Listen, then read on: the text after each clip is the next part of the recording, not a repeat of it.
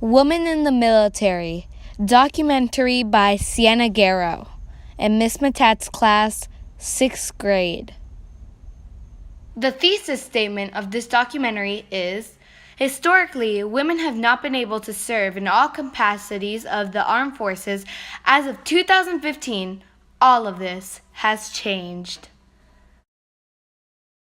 There are many conflicts in the world that almost always resolve in compromise. Most of the conflicts revolve around gender. Why can't men do stuff that women are doing? Why can't women do stuff that men are doing? Today we are going to be talking about conflict and compromises like no other. Why weren't all job positions open to women, and who did something to stop that rule? We will also be talking about influential women that were in the military, what specific jobs women had in specific wars, and who was the man that lifted the rule that women could not be open to all job positions in the military. This is a timeline. The timeline explains what may have happened in the past 100 to 200 years regarding women in the military. It also describes how women back then had to be disguised as men to be able to join the military, and how now, because of events, women are now allowed to be in the military. Deborah Sampson Gannett, also known as Deborah Sampson, was known for being a woman that disguised herself as a man for 17 months. During the Revolutionary War, Deborah Sampson disguised herself as a man, her name being Robert Sherliff. After becoming ill in 1783, she was took to a nurse that soon found out her gender. And that was it for Deborah Sampson in the military. But Deborah Sampson was not the only one who did this. She was just a leader to other women that did this as well. Other women disguised themselves as men during many wars just to be in the military.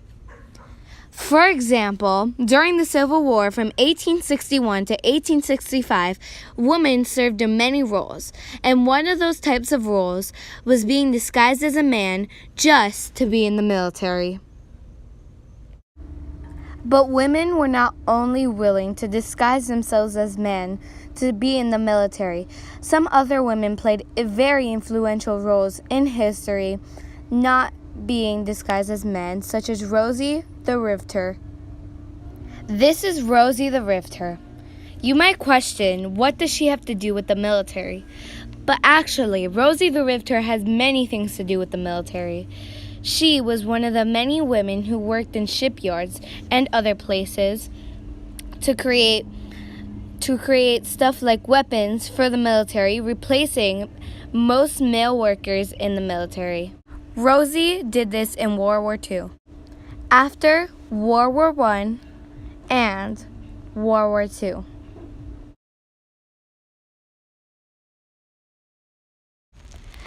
Many other women also participated in the Vietnam War. The Vietnam War started in 1955 and ended in 1975. 90% of women in the Vietnam War were nurses, while the other 10% had scattered jobs, such as clerks or U.S. Air Force pilots. As U.S. Air Force pilots, the women would fly wounded men into safety.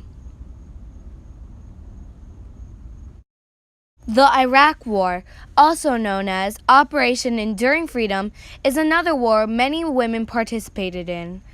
The Iraq War started in 2003 and ended in 2011. Many women had jobs in this war, such as jet tankers, ship pilots, Air Force pilots, mid-air fighters, and refuel bombers. Traditionally, men that have served in leadership roles in the military leading combat units in wars have been awarded many high-ranking leadership roles, like Chief of Staff of the Army or Chairman of the Joint Chief of Staffs. Now women in roles ranging from pilots to medics to engineers, and now also graduates of Ranger School, will take on the same risks and responsibilities of male officers and hopefully the same promotions. All of this can happen as women continue to further their leadership movement in armed forces. Now, let's talk about the man who helped this conflict have a compromise.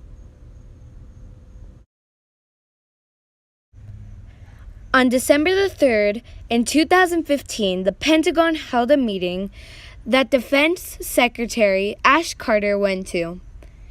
Ash Carter announced a very important decision that said that all jobs will be open to all women in the military. Many did not fight alongside his decision, and many disliked it. Although, now this conflict is compromised, and half the population of women are happy.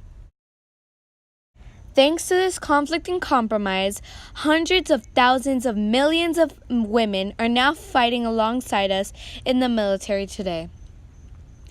I believe that this conflict and compromise had a huge impact on history, not only because without this solution and its problem, we wouldn't have half the population on our side, but now, with half the population on our side, we have a stronger, tougher, and better military. Credits. Sorry that they're blurry.